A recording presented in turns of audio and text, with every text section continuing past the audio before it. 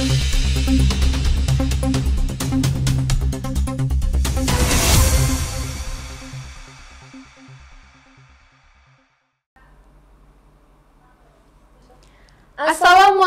warahmatullahi wabarakatuh. Era Berita kembali hadir di hadapan Anda dengan berita yang terkini, aktual dan terpercaya bersama saya Sekila Sukma dan rekan saya Risalah Fiana yang telah merangkum informasi untuk Anda pada hari ini.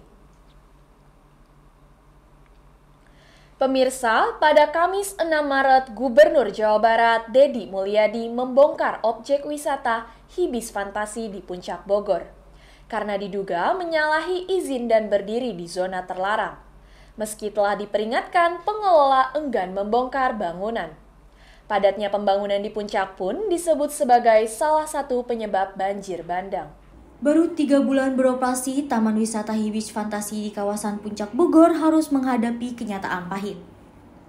Pemerintah Provinsi Jawa Barat memerintahkan pembongkaran tempat wisata ini setelah ditemukan pelanggaran serius terkait izin lahan. Hibis Fantasi awalnya hanya diberikan izin mengelola lahan seluas 4.800 meter persegi, namun faktanya area yang digunakan mencapai 15.000 meter persegi.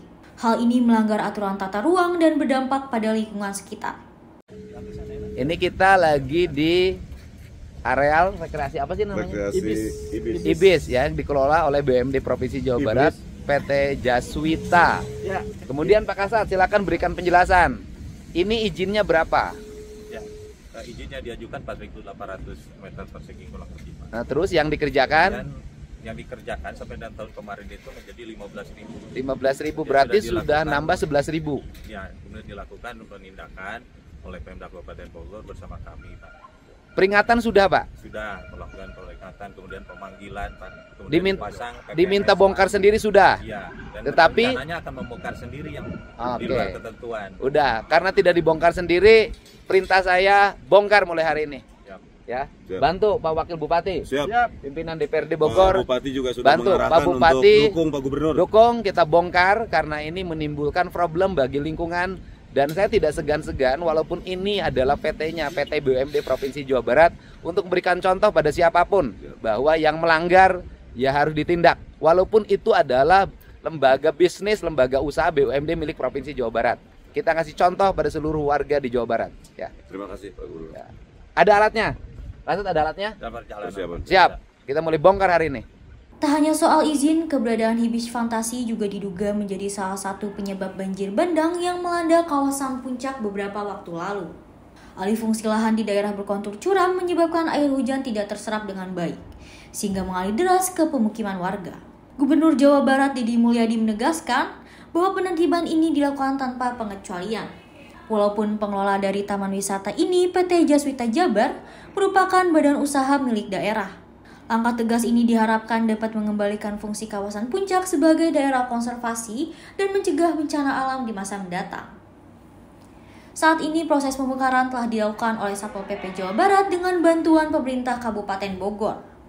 Alat berat dikerahkan untuk merobohkan bangunan yang melanggar aturan. Pemerintah berharap tindakan ini menjadi peringatan bagi pengusaha lain agar selalu mematuhi aturan tata ruang demi kelestarian lingkungan dan keselamatan masyarakat.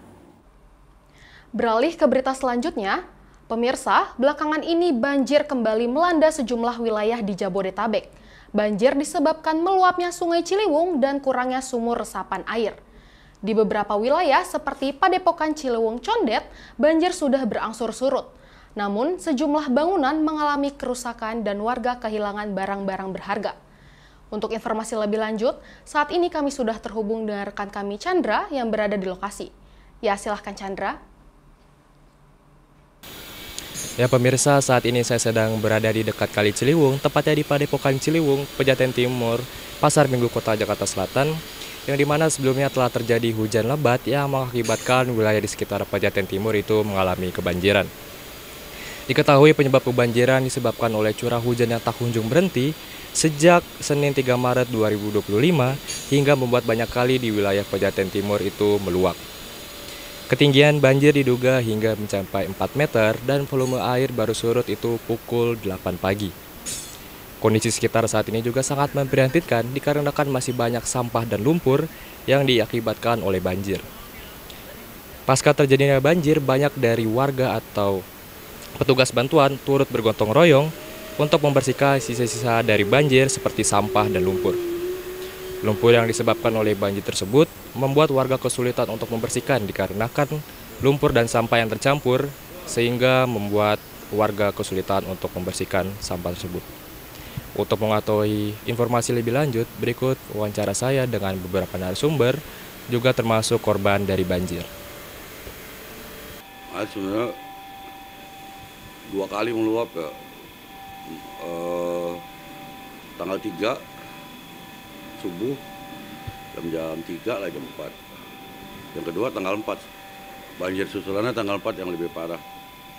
Itu sama sih sekitar jam 2, jam 3 juga. Kalau rugi mah semuanya rugi ya, mobil aja 2 berendam. Belum yang lainnya, belum surat penting, belum infrastruktur yang kita bangun, belum lagi waktu yang terbuang, biaya dan lain-lain.